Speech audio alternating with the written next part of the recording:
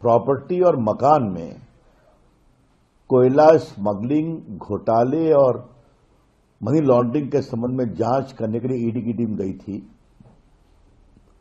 तो वहां पर ममता जी पहुंच गई अपने पुलिस कमिश्नर और वरीय पुलिस अधिकारियों के साथ। सड़क से उतरी और घुस गई उसमें, और पूरा उन्होंने ईडी के लोगों को रोकने की कोशिश की और जबरन कागज छीन लिया और छीन करके निकल गए। इस संबंध में आज पार्टी की ओर से कहा गया कि ये रेड न ममता जी के ऑफिस पर थी, न उनके निवास पर थी, न टीएमसी के किसी नेता के निवास पर थी। ये एक प्राइवेट जगह थी जिस संस्था का मनी लॉन्ड्रिंग में फैसिलिटेट करने में हाथ आ रहा था। हाईकोर्ट में केस फाइल किया ईडी ने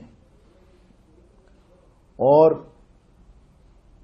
उन्होंने आग्रह किया है कि जो ईडी के अधिकारियों को काम करने से रोका गया,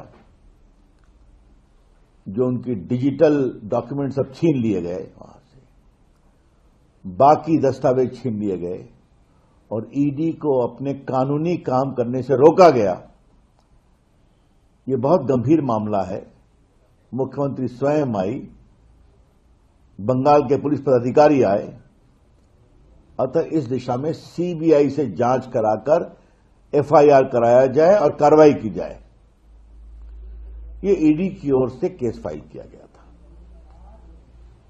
आज जब उस केस की सुनवाई थी तो वहां टीएमसी के बहुत सारे समर्थक, वकील, इंटर्न सभी घुस गए और पूरा हंगामा किया गया और माननीय न्यायमूर्ति को दबाव में इस केस की सुनवाई करने से अपने को असमर्थता महसूस किया और केस को अब 14 जनवरी को सुनवाई के लिए आगे बढ़ा दिया है।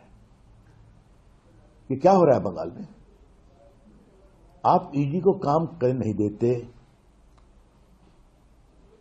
कोयला के स्मगलिंग और मनी लॉन्ड्रिंग की जांच जो हो रही है, उस मामले में एक व्यक्ति के यहां कार्रवाई हो रही है तो आप फाइल छीन लेते हैं, आप डॉक्यूमेंट छीन लेते हैं।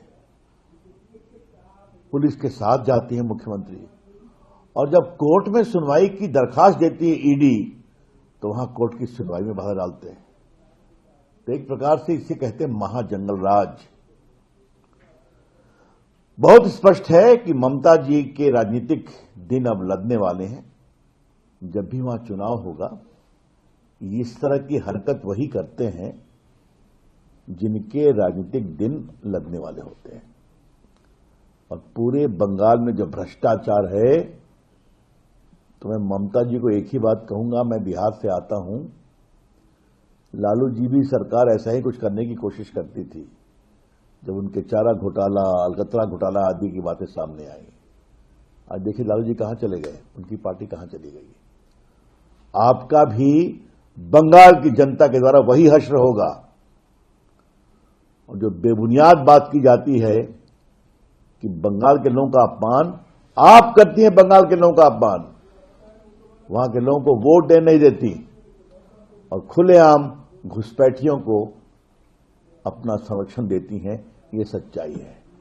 तो जनता परेशान है, लेकिन आज जो न्यायालय में हुआ वो बहुत ही दुर्भाग्यपूर्ण है कि अब न्यायालय को भी टीएमसी के समर्थकों के द्वारा काम करने में बाधा दी जा रही है।